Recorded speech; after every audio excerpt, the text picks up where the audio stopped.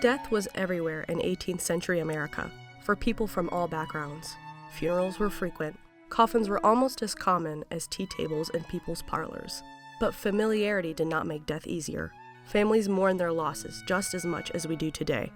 After death, the corpse was washed, shrouded, and placed in a six-sided coffin, sometimes called a toe pincher. If the body was going to be shipped, it was preserved using alcohol, salt, herbs like rosemary and columbine, or resins like myrrh, which also improved the smell. These methods dried out the body, making the journey easier for those transporting corpses. Bodies were then shrouded and placed in a coffin. At the church, a minister performed the funeral service, including a sermon about the deceased. The body was then buried in the churchyard, and the living would go back to eat and drink at the deceased's home, not unlike many funerals today.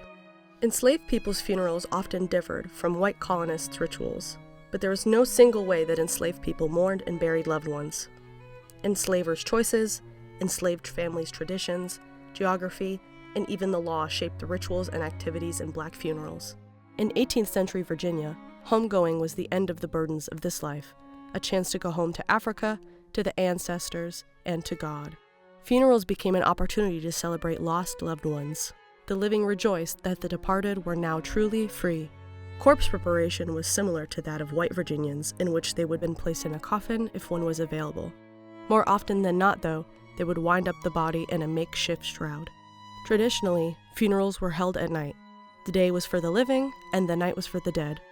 A procession included dancing, lamentations, drums, and torches as they led their lost loved ones to the already open grave.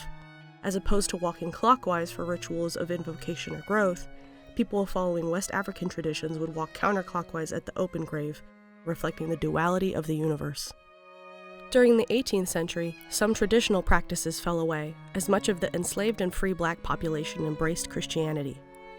Some earlier traditions have endured, and we can see the elements of them in events like New Orleans jazz funerals.